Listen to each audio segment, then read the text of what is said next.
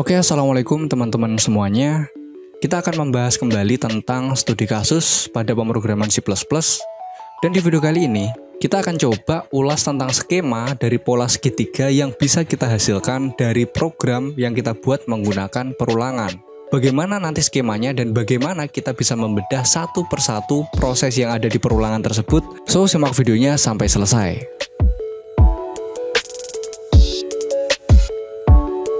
Bicara tentang pola segitiga, sebenarnya kita sudah pernah mengulas ini teman-teman di video-video seri pemrograman C++, yaitu di pemrograman dasar. Di sana saya mengulas tentang bagaimana kita membuat sebuah pola yang terdiri dari beberapa bintang yang membentuk pola segitiga. Kalau kalian masih ingat, skripnya itu seperti ini, dan untuk hasil dari polanya itu adalah seperti ini. Bagaimana pola ini bisa terbentuk teman-teman? Padahal kita di sini menggunakan perulangan for. Dan yang digunakan sebagai parameter di sini semuanya angka. Kenapa di sini kok polanya bisa membentuk segitiga? Nanti kita akan coba ulas satu persatu bagaimana kok pola ini bisa terbentuk. Sebelum kita ulas satu persatu, di sini saya akan coba ketik semua skrip yang ada di sini sehingga ketika kita compile and run, running programnya nanti bisa menampilkan pola segitiga ini teman-teman. Jadi di sini saya akan buka compiler saya yaitu dev C++.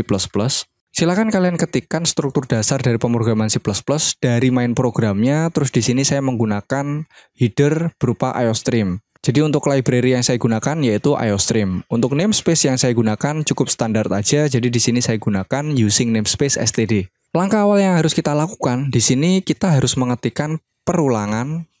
Saya menggunakan for, dan di sini untuk variabelnya saya akan buat sebuah variabel a. Dia itu integer, dia dimulai dari angka 1. Untuk si bintang nanti saya akan buat 4 baris. Jadi di sini saya akan tampilkan A dari 1 sampai A itu dia memenuhi kondisi A kurang dari atau sama dengan angka 4. Setiap perulangannya si variabel A ini akan kita incrementkan. Nah, untuk perulangan yang pertama ini saya gunakan untuk menampilkan bintang secara berbaris. Jadi turun ke bawah ya teman-teman. Untuk bintang yang menyamping, di sini saya buat variabel B, dan dia dimulai dari angka 1, tapi di sini kondisinya adalah si variabel B ini nggak boleh lebih dari A, sama dengan pun nggak boleh. Jadi si B ini batasnya adalah kurang dari si variabel A. Kalau si A-nya 1, berarti si B ini harus 0. Kalau si A-nya itu adalah 2, berarti B ini mentok di angka 1, dia nggak bisa 2. Karena syaratnya B harus kurang dari A, dia nggak bisa sama dengan A. Terus setiap perulangannya, si B ini akan kita incrementkan. Untuk perulangan yang pertama ini, yang kita menggunakan variabel A, di sini saya akan menampilkan bintang, dan juga menyertakan n-line di sini, agar nanti bintangnya itu ditampilkan secara berbaris atau menurun ke bawah teman-teman, karena di sini ada n-line-nya. Jadi logikanya si bintang ini akan ditampilkan sebanyak 4, ya karena di sini dari 1 ya. 1, 2, 3, 4, karena di sini ada kurang dari atau sama dengannya. Dan setiap menampilkan bintang, dia akan disertai dengan enter atau turun ke bawah, karena di sini ada n-line. Nah, gimana dong dengan bintang yang ditampilkan secara menyamping? Nah, di sini kita akan cout bintangnya di sini, dan akan saya berikan spasi. Karena jarak setiap bintangnya nanti kita berikan spasi teman-teman, biar rapi. Nah, sebenarnya program ini sudah beres teman-teman. Kalau semisal ini saya compile and run, di sini sudah menampilkan segitiga siku-siku. Nah, ini hasilnya.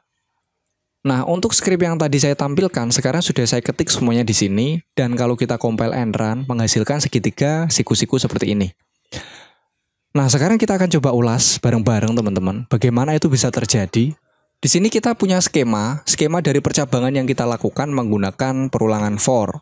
Yang dapat kita lihat secara nyata di sini dan sangat mudah kita tandai bahwa kita menggunakan 2 buah perulangan.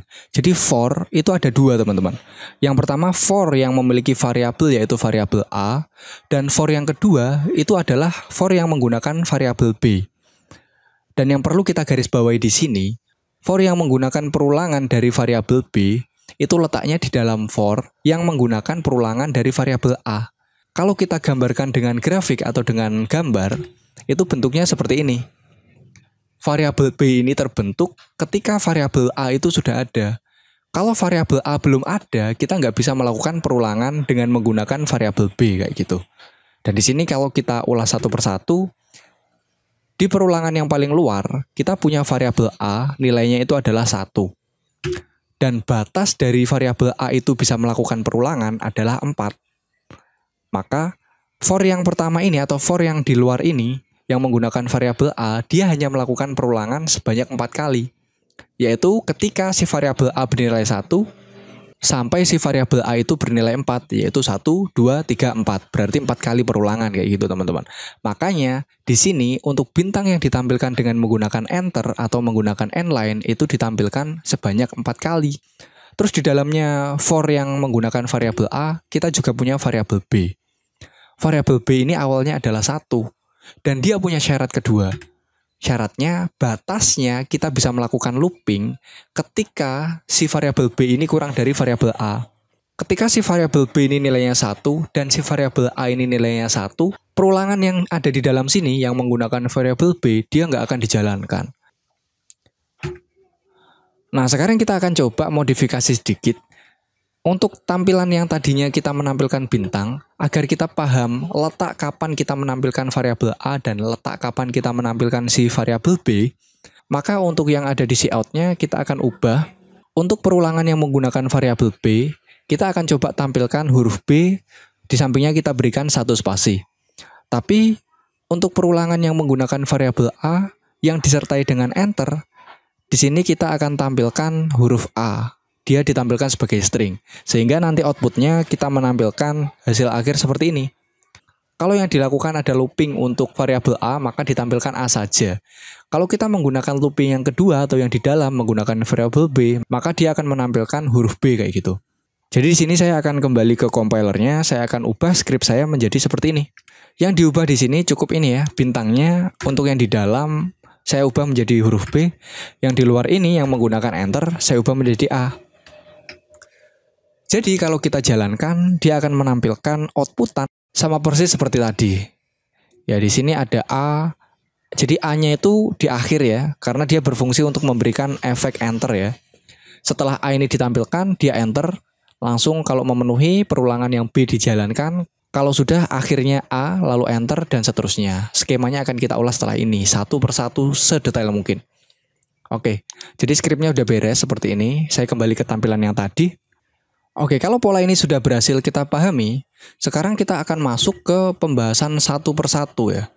Di sini saya tampilkan ada 4 buah menu ya. Di sini ada output dari yang kita proses tadi. Jadi setiap perulangannya per outputnya nanti akan saya tampilkan di sini. Terus kondisinya seperti apa? Kok bisa menjadi output seperti itu bagaimana sih? Nanti akan kita ulas bareng-bareng. Terus ada scriptnya di sini. Dan hasil akhirnya yang akhir tadi ya, ada A untuk perulangan yang menggunakan variabel A dan B untuk perulangan yang menggunakan variabel B.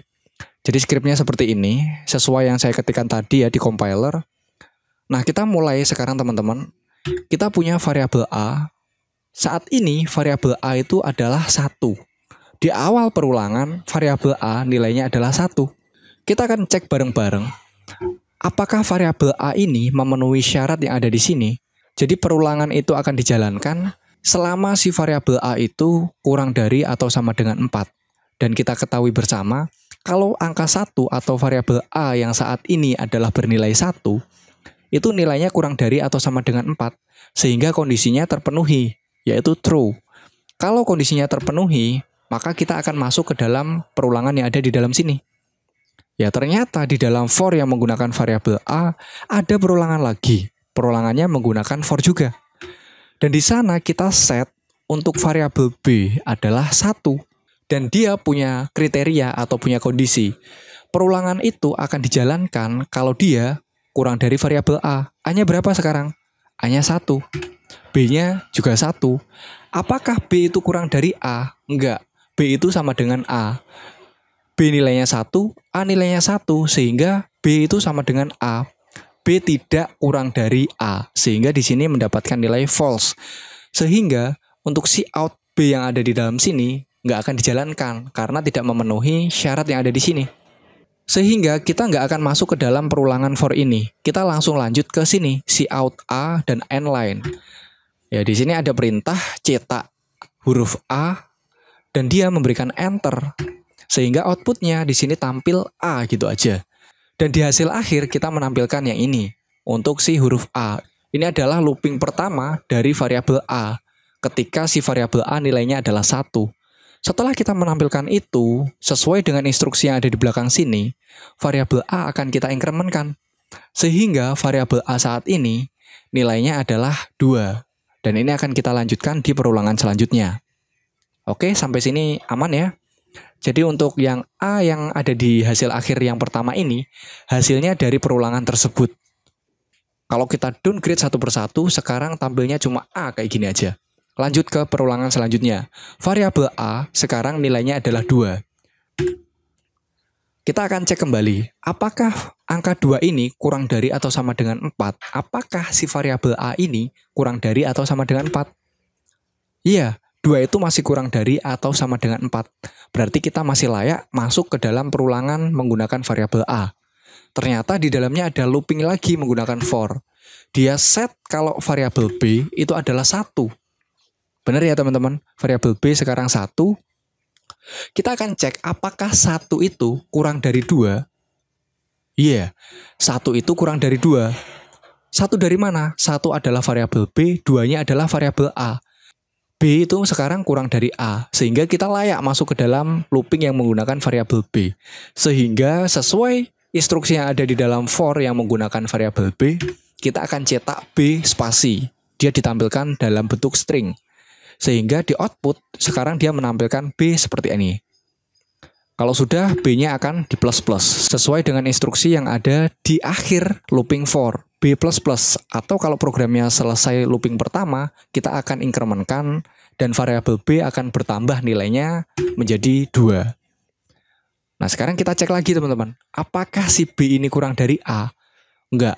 Sekarang B nilainya 2. 2 itu nggak kurang dari variabel A, sehingga di sini untuk kondisinya adalah false. Untuk B sekarang sama dengan A, dia nggak kurang dari A, sehingga cout B di sini nggak dijalankan lagi. Kita langsung turun ke cout A, dan kita keluar dari looping yang menggunakan variabel B. Instruksinya adalah cetak A lalu enter. Dan di output, dia akan menampilkan variabel A atau huruf A ya, yang merupakan hasil dari looping yang menggunakan variabel A. Kalau sudah dia enter untuk ditampilkan di looping selanjutnya. Dan hasil dari output itu adalah di baris kedua. Yang mana tampilannya itu adalah yang ada di sini. Setelah variabel A ditampilkan, di sini A akan kita incrementkan sehingga saat ini variabel A nilainya adalah 3. Kita siap masuk ke looping selanjutnya. Oke, sekarang variabel A nilainya adalah 3. Kita akan cek, apakah 3 itu kurang dari atau sama dengan 4? Iya. Variabel A sekarang masih kurang dari atau sama dengan 4. Sehingga kondisinya di sini true, masih benar. Sehingga kita masih bisa masuk di perulangan yang menggunakan variabel A ini. Dan kita dihadapkan ke perulangan yang menggunakan variabel B. Dan sekarang nilai B-nya kembali ke 1.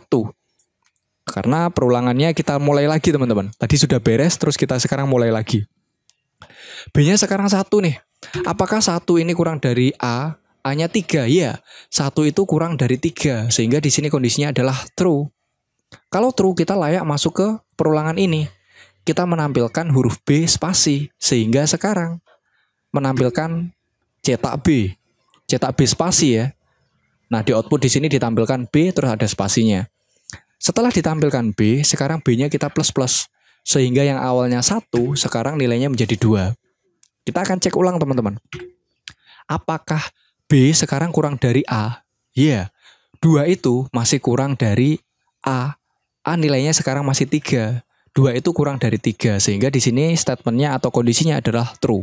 Kita masuk lagi di sini untuk menjalankan perintah cout B spasi. Sehingga di sini cetak B spasi, dan ditampilkan di sini B satu lagi di bawahnya A. Terus untuk variabel B kita plus plus, sehingga nilai B sekarang adalah 3. Oke, kita kembali lagi ke loopingnya. Kita cek ulang teman-teman. Apakah B saat ini kurang dari A? Enggak. 3 itu enggak kurang dari 3. B-nya sekarang nilainya 3, untuk A-nya nilainya 3. Mereka sama dengan. Sehingga di sini untuk kondisinya adalah false. Kalau false berarti kita keluar dari looping yang menggunakan variabel B teman-teman. Sehingga kita lari ke cout A dan n-line yang ada di luarnya for menggunakan variabel B. Sehingga kita akan mendapatkan perintah cetak A dan enter dan ditampilkan di sana. dan A-nya setelah mencetak si huruf A tadi ya dan mengenter, dia akan melakukan increment sehingga saat ini nilai A adalah 4. Itu adalah statementnya. Dan dari proses yang kita lakukan tadi di perulangan ketiga menggunakan variabel A, kita menghasilkan baris ketiga yaitu B spasi A yang ada di hasil akhir baris ketiga. Oke, kita masuk ke perulangan selanjutnya. Sekarang si variabel A nilainya adalah 4. Kita akan cek bareng-bareng apakah A kurang dari atau sama dengan 4. Iya. Beruntung kita menggunakan sama dengan, sehingga 4 itu kurang dari atau sama dengan 4. Sehingga di sini kondisinya adalah true. Kita masuk di loopingnya. Kita akan cek ulang. B sekarang adalah 1. Jadi di dalam perulangan ini seperti tadi ya, B itu nilainya sekarang 1. Kita akan cek apakah B kurang dari A. Ya benar, 1 itu masih kurang dari 4. Sehingga kita akan cetak B spasi ya pastinya, dan akan ditampilkan di output di sana. Kalau sudah, B-nya akan kita plus-plus atau kita incrementkan. Sehingga nilai B saat ini adalah 2. Dari 1 kita incrementkan menjadi 2. Dan akan kita cek lagi teman-teman. Jadi kita akan muter dulu di looping yang menggunakan variabel B ini selama kondisinya masih memenuhi. Apakah B itu kurang dari A? Iya benar. 2 itu masih kurang dari 4. Sehingga kita akan menampilkan lagi cetak B spasi. Kita tampilkan di sana, sehingga di sebelahnya B ini masih ada B lagi. Sama seperti tadi, B-nya akan kita incrementkan, sehingga nilai B saat ini adalah 3. Kita cek ulang teman-teman, apakah B saat ini masih kurang dari A? Iya, 3 itu masih kurang dari 4. Sehingga kita masih berada di dalam sini, kita cetak lagi si huruf B dan spasi, sehingga di outputan di sini akan ada B kayak gini. Kalau sudah seperti biasa, B-nya kita incrementkan B++ sehingga saat ini variabel B nilainya adalah 4. Karena nggak cukup ini saya taruh di sebelahnya ya teman-teman. Kalau ke bawah nanti nggak cukup ya layarnya. Kita taruh sini, B sama dengan 4. Kita cek lagi teman-teman. Apakah si B itu kurang dari A? Enggak, sekarang 4 itu sama dengan 4. Dia nggak kurang dari. Sehingga looping yang ada di sini yang menggunakan variabel B itu sudah berakhir. Itu artinya kita nggak mencetak lagi huruf B dengan spasi ini. Kita langsung lompat ke sini, dan kita akan menampilkan huruf A yang disertai dengan enter. Sehingga perintahnya adalah cetak A, lalu enter, dan ditampilkan di sini. Jadi B-nya ditampilkan sebanyak 3 kali, karena loopingnya selesai yang menggunakan variabel B, kita akan menampilkan variabel A yang disertai dengan enter. Ya, di sini untuk A-nya yang disertai enter perintahnya. Terus kita akan incrementkan si variabel A sehingga A saat ini nilainya adalah 5. Ya, di sini udah kelihatan ya, 5 itu udah nggak kurang dari atau sama dengan 4. Dapat kita pastikan di looping yang terakhir ya di sini kondisinya adalah A sama dengan 5. Kalau kita cek apakah A itu kurang dari atau sama dengan 4, jelas false. Jelas salah ya, sehingga kondisinya nggak terpenuhi, sehingga yang ada di dalam for ini nggak akan dijalankan kembali dan programnya sudah selesai. Nah, itulah skema gimana kita bisa menampilkan segitiga sama kaki. Nah, gimana dong kalau kita ingin menampilkan bintang sebanyak 4 dulu, terus semakin ke bawah bintangnya semakin sedikit, atau kebalikan dari hasil akhir yang kita jalankan di sini? Silahkan kalian improve. Logikanya sudah saya jelaskan rinci sekali tadi. Per looping ya, per dia diinkrementkan sekali, kita akan tampilkan seperti itu dan hasilnya seperti ini.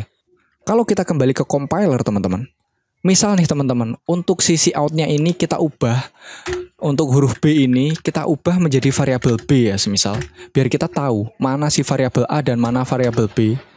Di sini A kita tampilkan. Jadi sini saya B, terus di sini saya berikan spasi ya, biar ke sampingnya ada spasinya agak rapi lah ya. Dan variabel A menggantikan si huruf A tadi, atau menggantikan bintang tadi ya. Kalau ini kita jalankan, kita tahu. Jadi hasil dari looping yang kita lakukan itu seperti apa. Nah, untuk yang di paling belakang ini, dia adalah variabel A. 1, 2, 3, 4. Yang ada di belakang yang memberikan efek enter ya, atau melanjutkan di baris selanjutnya, ini adalah variabel A. Dan yang ditampilkan menyamping ya, di sini ada angka 1, ini adalah variabel B. Ya, 1 itu kurang dari 2. Variabel B itu kurang dari variabel A gitu ya. Terus di sini 1, 2 itu adalah variabel B, dan akhir dari variabel B ini pasti kurang dari si variabel A. 1, 2, 3 ini adalah variabel B, dan untuk 4 ini adalah variabel A gitu. Seperti itu. Jadi kalau kita ingin menampilkan bintang, tinggal yang di sini awalnya variabel kita ubah menjadi bintang. Dan untuk variabel B yang ada di sini kita ubah menjadi bintang. Jadi ketika kita jalankan bukan variabel ya, karakter bintang yang kita tampilkan bisa membentuk segitiga seperti ini. Kalau kalian ingin ubah menjadi karakter lain, semisal huruf O atau gini ya, kita ubah menjadi huruf O kecil ya, dia akan menampilkan segitiga yang terdiri dari OO kecil kayak gini. Ya, silakan kalian improve. Kalau kalian balik gimana logikanya, bagaimana skripnya. Kalau ingin membuat segitiga sama kaki, silakan kalian gabungkan dari looping-looping yang sudah kita bahas tadi. So mungkin ini teman-teman pembahasan kita untuk skema dari segitiga siku-siku menggunakan looping for. Setiap perulangannya sudah kita ulas satu persatu dan begitulah logikanya teman-teman. So tetap saksikan video-video selanjutnya. Terima kasih sudah menyaksikan sampai akhir. Semoga bisa bermanfaat untuk kita semuanya dan bisa menjadi bahan belajar untuk kita semuanya. Saya akhiri video kali ini. Assalamualaikum warahmatullahi wabarakatuh.